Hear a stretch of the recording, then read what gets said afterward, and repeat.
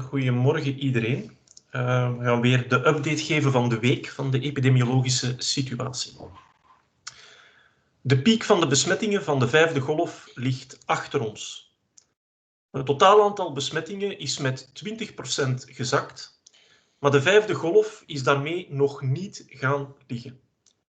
Bij de 60-plussers blijft het aantal besmettingen nog stijgen en bij de 85-plussers zien we nu ook een snelle stijging van de overlijdens. Voorzichtigheid blijft dus nog steeds geboden bij contacten met kwetsbare personen. Het aantal ziekenhuisopnames is nog licht gestegen, maar zal waarschijnlijk deze week zijn top bereikt hebben. De druk op het zorgsysteem blijft daarmee momenteel nog heel hoog. Ook het aantal huisartsen dat een hoge werklast rapporteert is verder gestegen. Meer dan 70% van de huisartsen ervaart een zware tot heel zware werklast. De afgelopen week werden bijna 42.000 besmettingen per dag vastgesteld. Dat is een daling van 20% op weekbasis. De piek van de besmettingen van de vijfde golf en tot nu toe van de hele pandemie komt daarmee op maandag 24 januari te liggen met bijna 76.000 geregistreerde besmettingen op één dag. Wanneer we naar de weekgemiddelde kijken, dan werd het hoogste weekgemiddelde van de pandemie opgetekend de dag erna, op dinsdag 25 januari, met een gemiddelde van 52.327 besmettingen op weekbasis per dag. De daling situeert zich louter bij de personen onder de 60 jaar en is het grootste bij de kinderen en de tieners. Bij de 60-plussers daarentegen stijgen de cijfers nog en bij de 80-plussers bedraagt dit zelfs plus 23%. Voorlopig lijken we bij de 60-plussers eerder op een plateau af te stevenen dan op een daling. De besmettingen dalen in de 3 gewesten, maar is het meest uitgesproken in het Brussels gewest met min 30%. De provincie Luxemburg is een uitzondering en kent nog een stijging van 10%, maar we verwachten hier ook spoedig een daling te zien. Goed nieuws is dat ook in het onderwijs het aantal gerapporteerde besmettingen en uitbraken lijkt af te nemen.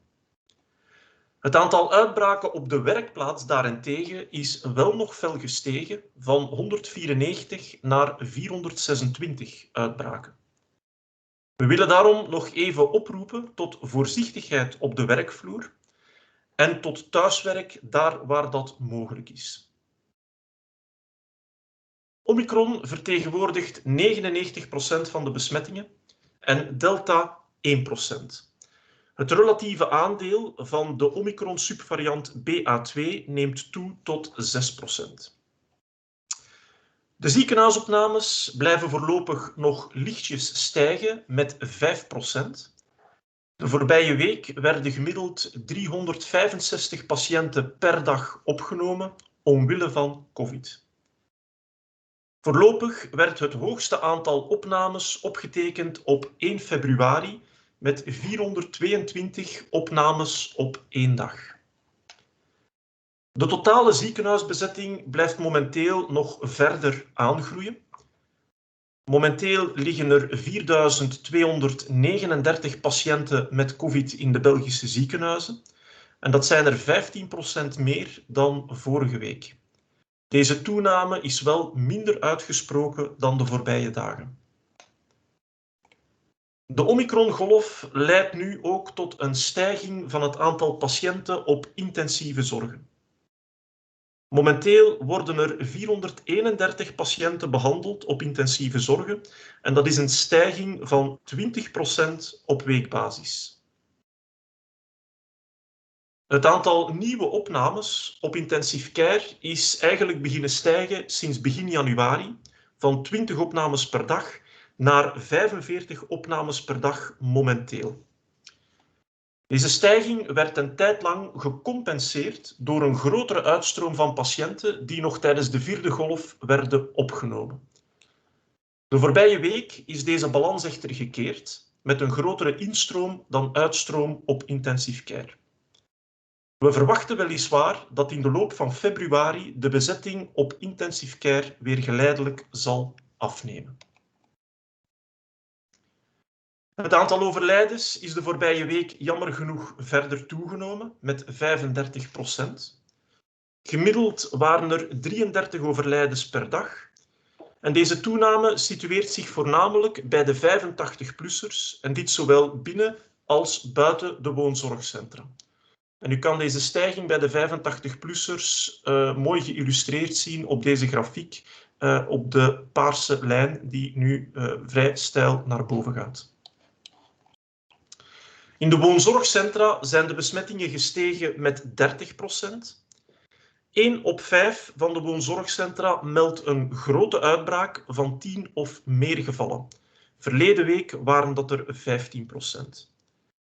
Gelukkig zien we wel dat het aantal ziekenhuisopnames en het aantal overlijdens veel beperkter blijft dan in 2020, in de periode van voor de vaccinatiecampagne. Momenteel zien we dat slechts 6% van de ziekenhuisopnames en 1 op 5 van de overlijdens een woonzorgcentrumbewoner betreft.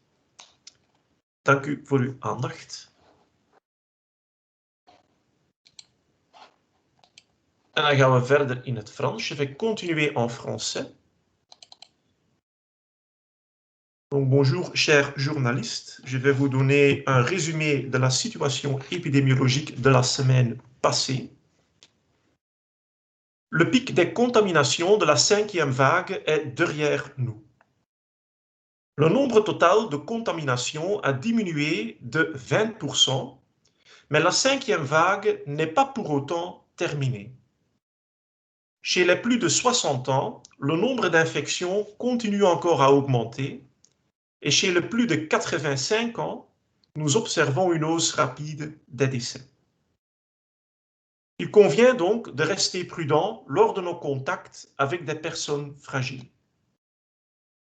Le nombre d'hospitalisations a encore légèrement augmenté, mais il aura probablement atteint un sommet cette semaine.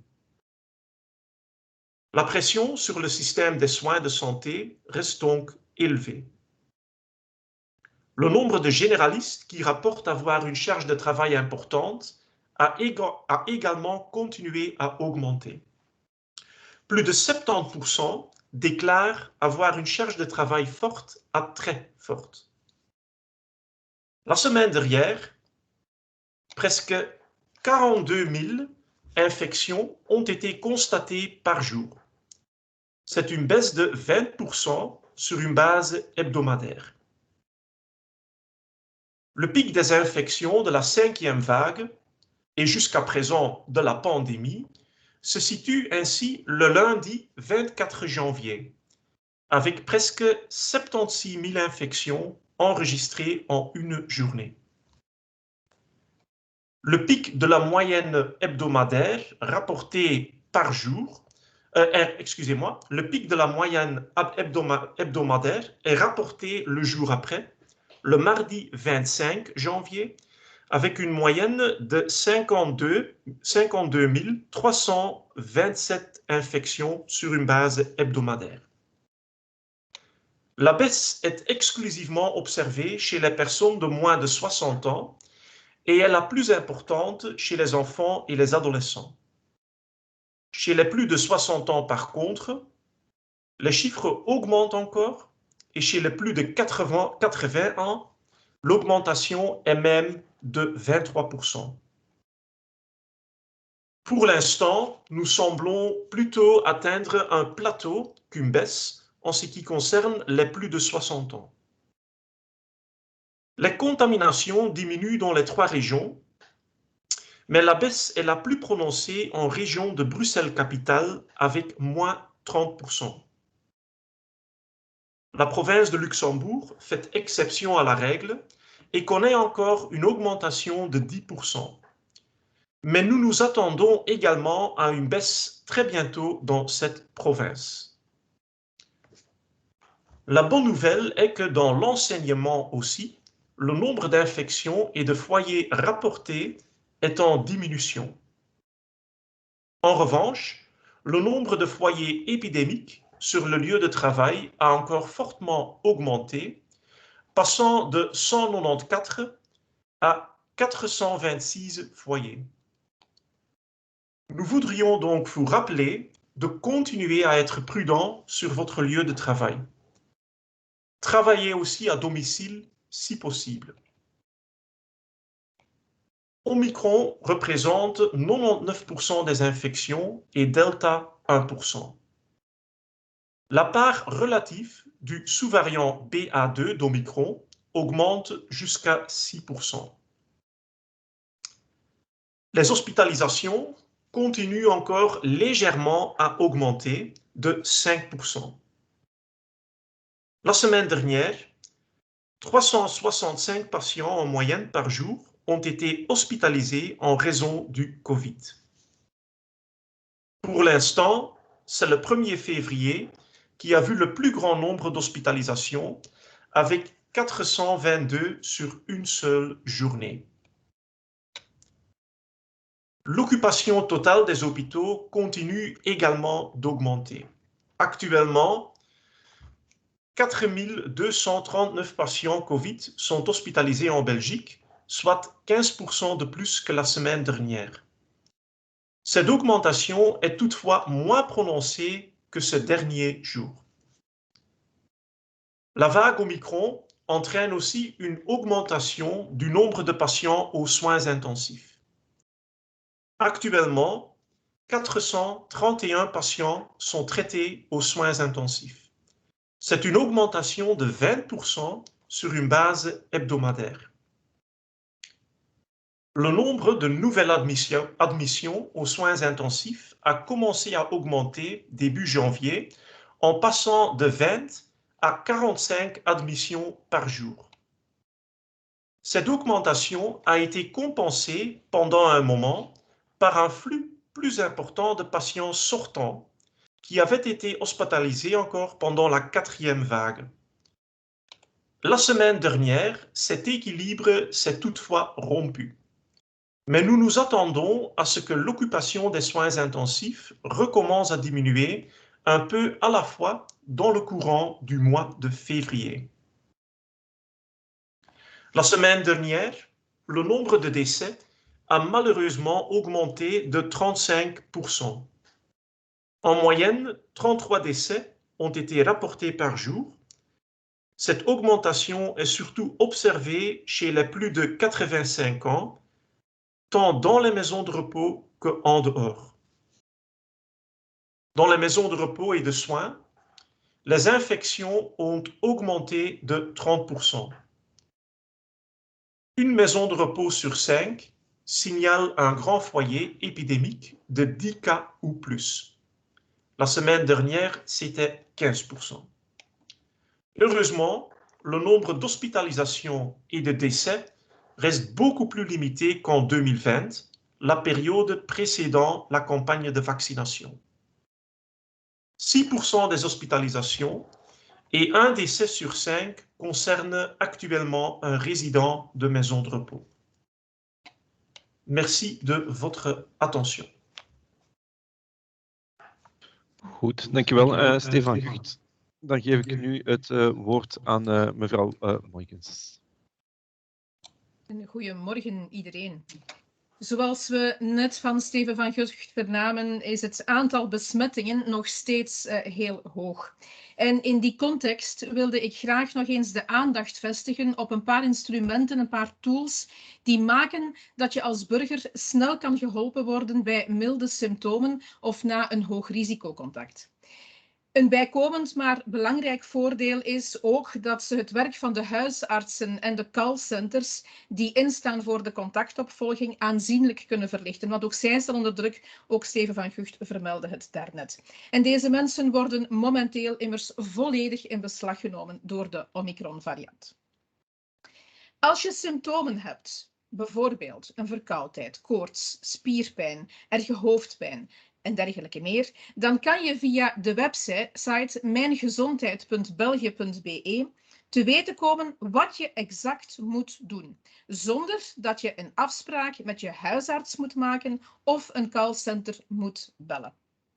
Het eerste wat je moet doen is natuurlijk in isolatie gaan. Evalueer vervolgens je symptomen met de zelfevaluatietool die je inderdaad kan terugvinden via mijngezondheid.belgië.be. Contacteer enkel je huisarts als je heel erg twijfelt of als je een hoger risico loopt natuurlijk, bijvoorbeeld bij zwangerschap of bij een chronische ziekte. En als de zelfevaluatietool jou dan het advies geeft om je te laten testen, dan kan je op diezelfde website doorklikken en een testcode aanvragen. En ook een afspraak maken voor een PCR-test in een testcentrum of een snelle antigeentest bij de apotheek. Bij de testcentra kan je online dus je afspraak maken via diezelfde site mijngezondheid.belgië.be. En ook de deelnemende apothekers vind je online en dat is dan via apotheek.be.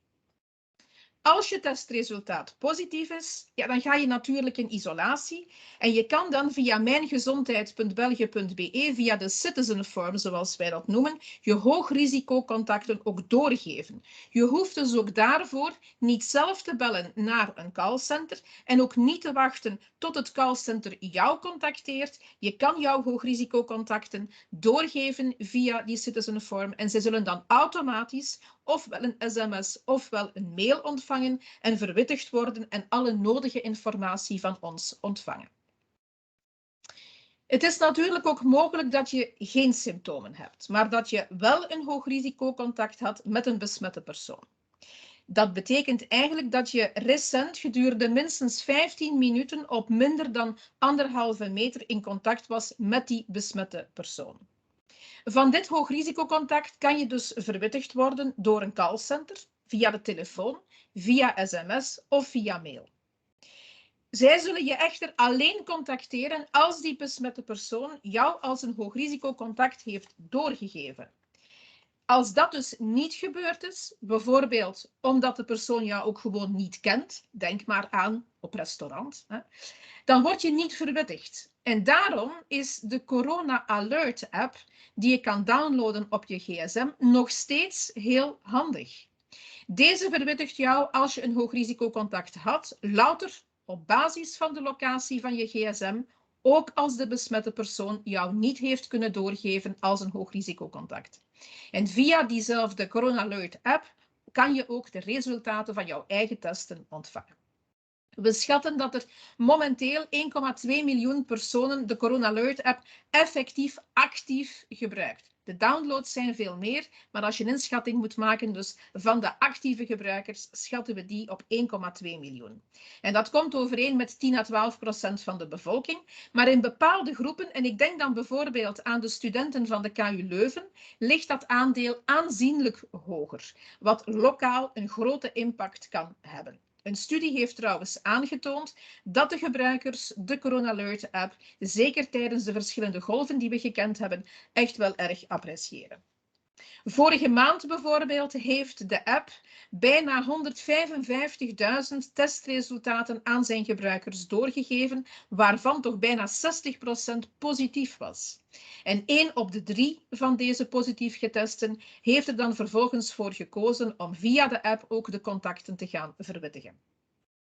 In tegenstelling tot andere landen, ik denk dan aan Duitsland en aan Ierland, is de app bij ons geen onderdeel van de basismaatregelen en bevat hij geen certificaten. Daarvoor hebben we de COVID Safe app.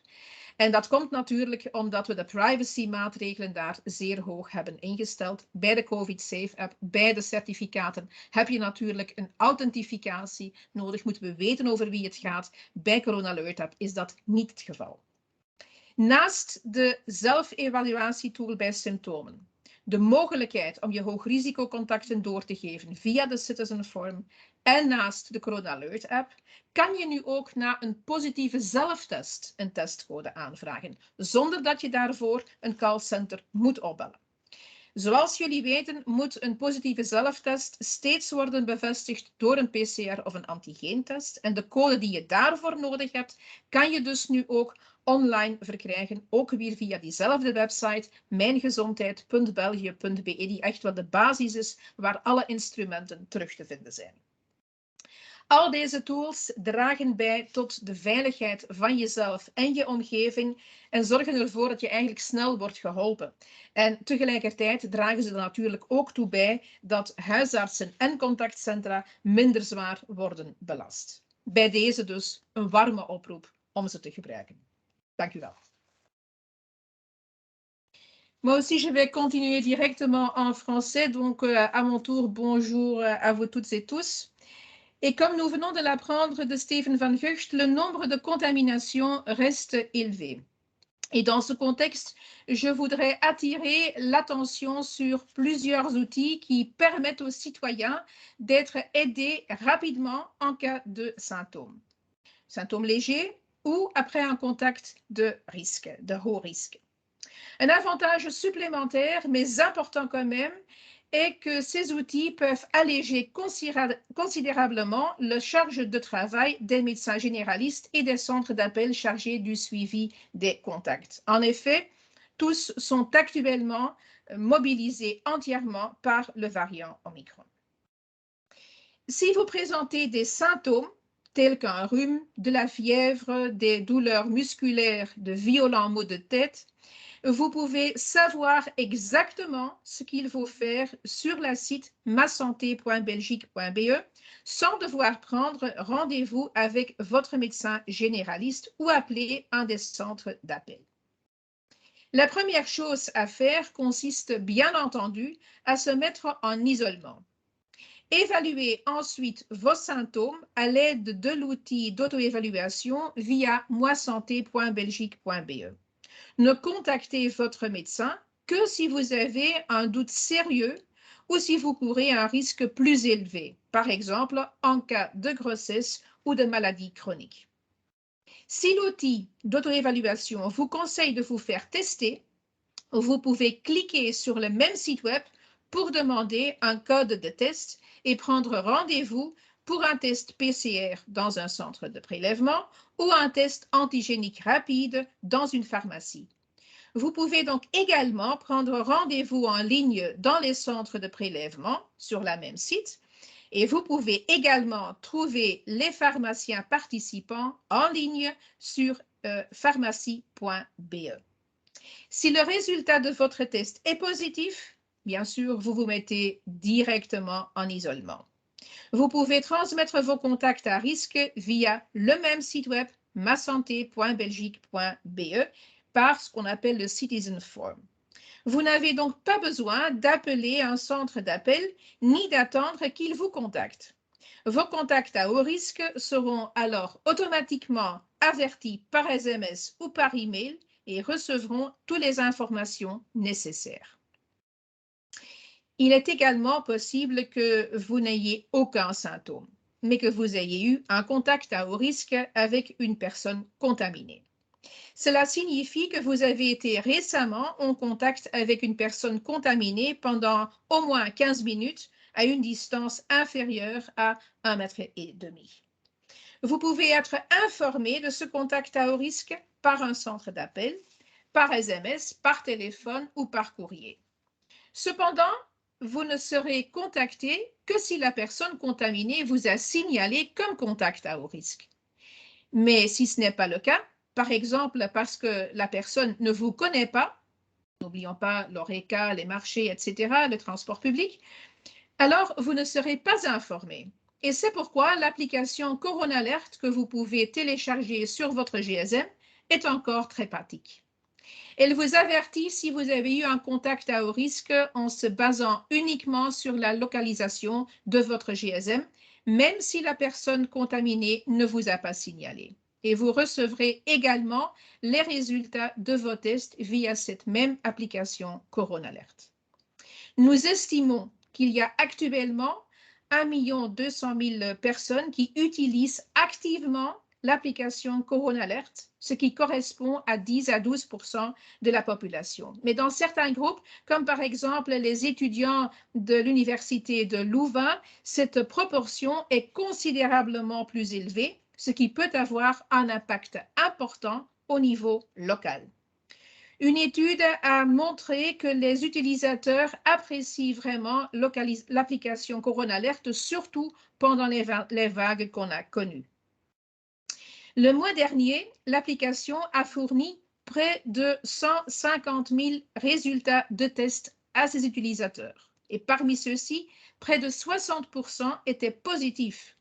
Et près d'un tiers des personnes testées positives ont choisi de prévenir leurs contacts via l'application.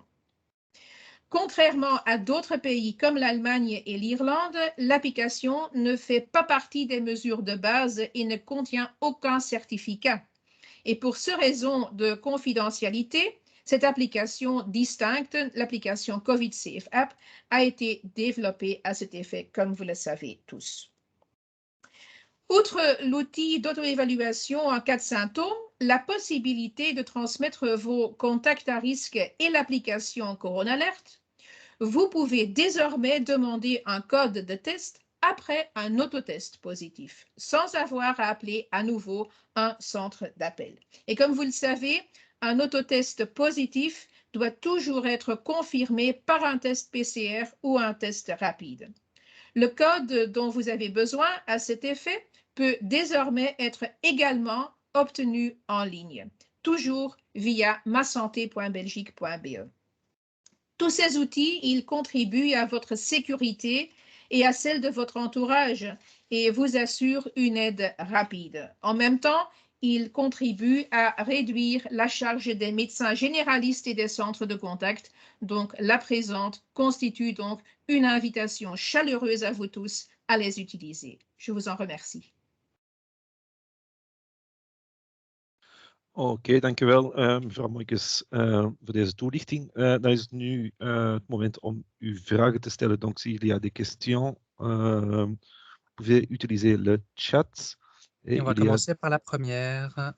Donc, juste une clarification. Est-ce que, M. Van Gucht, vous pouvez confirmer que c'est bien 99% de souche Omicron et 1% de souche Delta actuellement?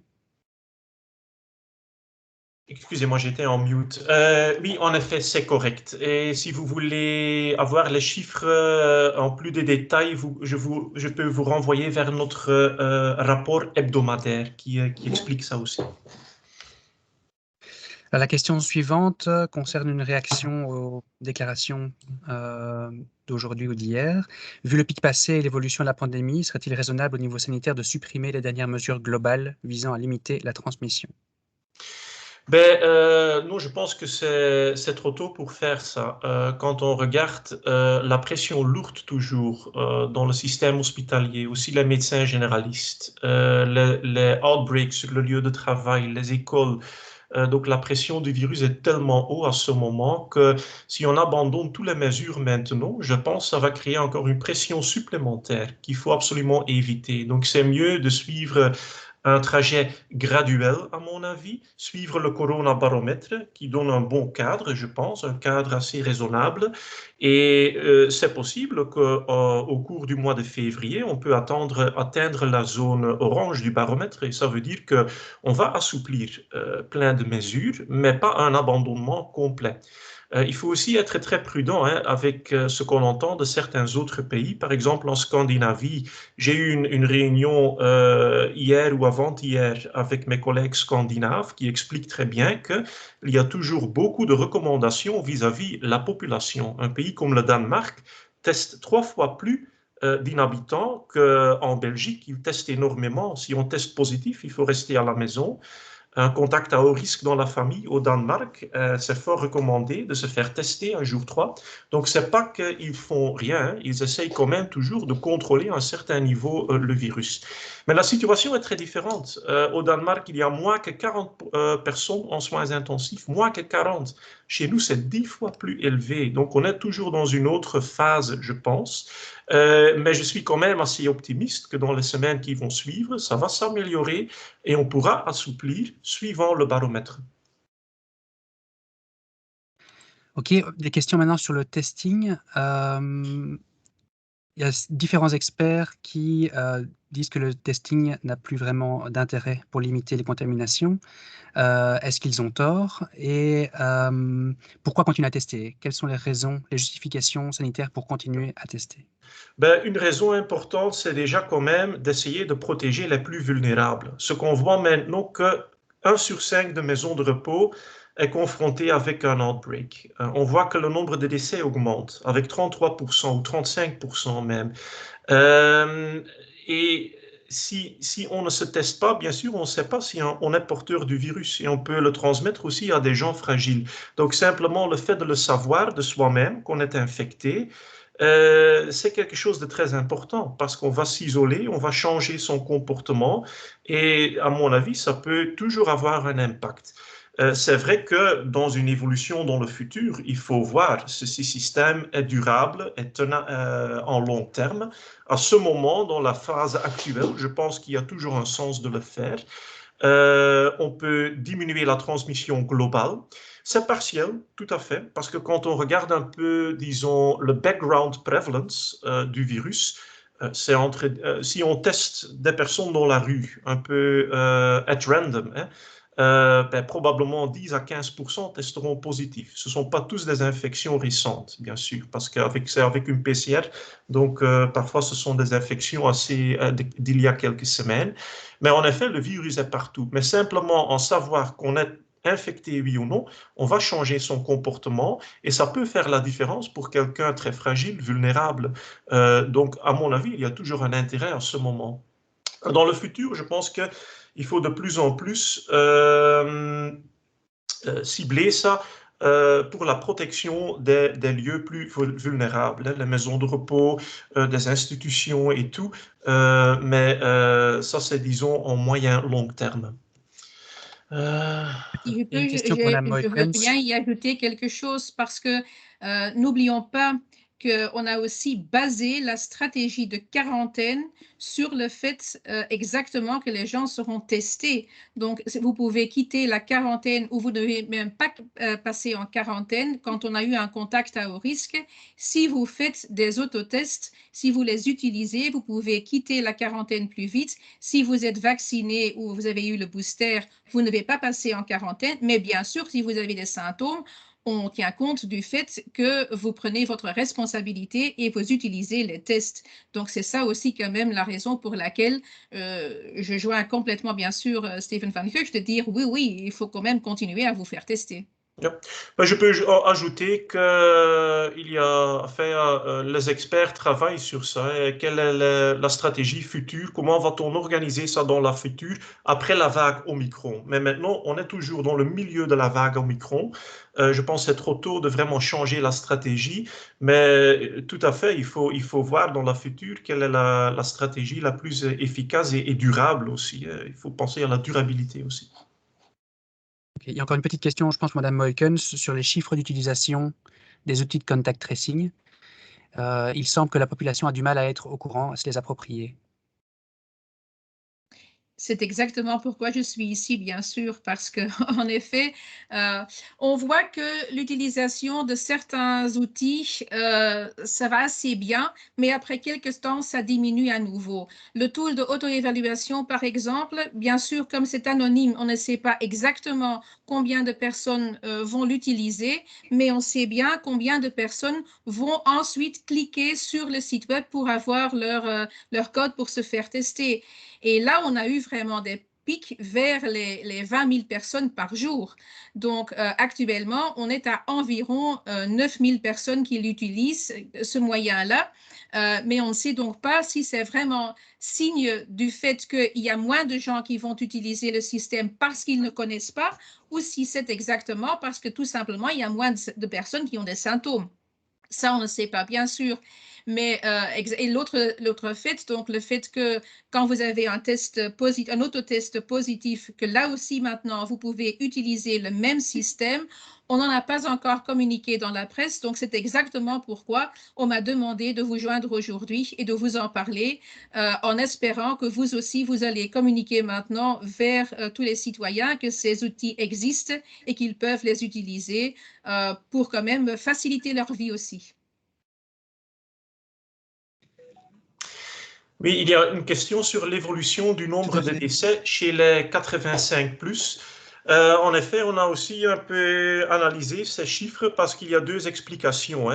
C'est simplement dû au fait qu'on a atteint le pic des infections et en général, on voit que une fois qu'on atteint un peu l'incidence la plus intense, en général, c'est suivi aussi par un taux d'infection plus élevé dans les maisons de repos, mais dans la population la plus âgée. C'est quelque chose qu'on a vu aussi dans les vagues avant, que c'est surtout à la fin de la vague qu'on voit le plus de problèmes chez les gens les plus âgés. Donc, ça peut simplement être une question de prévalence du virus. Une autre explication peut être qu'il y a une diminution de l'efficacité du vaccin parce que c'est typiquement une partie de la population qui a reçu son boost déjà on a commencé en septembre en effet, donc ça fait déjà quelques mois. Mais c'est difficile à faire la différence. Et à mon avis, on peut aussi simplement l'expliquer avec l'incidence très élevée du virus. Le fait aussi que la mortalité, c'est un paramètre assez tardif qui commence seulement à monter 2-3 semaines après que la pression du virus commence à être très élevée. Donc, ça peut simplement être une question d'incidence, de la prévalence du virus qui est très élevée et qui a été très élevée dans les semaines passées. Dan nog een vraag van Wouter Colson. Welke invloed kan de opkomst van de BA2-subvariant hebben op de evolutie van het aantal besmettingen in de komende weken? Wel, er zijn collega's die zeggen dat dat mogelijk nog een nieuwe stijging zou kunnen veroorzaken. Ik ben daar zelf minder van overtuigd. Ik heb dat al vaak in het verleden ook gezegd, die varianten die lossen elkaar af. De BA1-variant van Omicron die heeft ondertussen zeer veel besmettingen veroorzaakt. Die krijgt het net als enkele weken terug de Delta-variant moeilijker en moeilijker. Dat laat weer net iets meer ruimte voor de volgende variant. Dat is in dit geval de BA2-variant. Maar die moet ook altijd opstoten tegen een steeds breder wordende immuniteit in de bevolking. Dus ik verwacht persoonlijk niet dat dit een zeer drastische impact gaat hebben op het verdere verloop van de epidemie. Het zou kunnen dat we het aandeel van die BA2-subvariant gaan zien stijgen in de komende weken, ten nadele van de BA1-subvariant, die ondertussen al enorm veel besmettingen heeft veroorzaakt. Maar dat gaat soms ook om relatieve proporties en dat hoeft niet noodzakelijk in absolute aantallen heel veel impact te hebben. We zullen dat afwachten, maar ik verwacht daar niet direct een zeer grote impact van, om eerlijk te zijn. Dank u wel. Dan zie ik dat er geen vragen meer zijn. En dat er ook geen meer binnenkomen. Dus dan kunnen we hier dit persmoment afsluiten. Dan wens ik Karin Mooijkes te bedanken en Steven van Gucht voor de toelichting. En dan zien we elkaar volgende week vrijdag terug om 10:30 voor een nieuw persmoment. Alvast een prettig weekend voor iedereen. Dank u wel.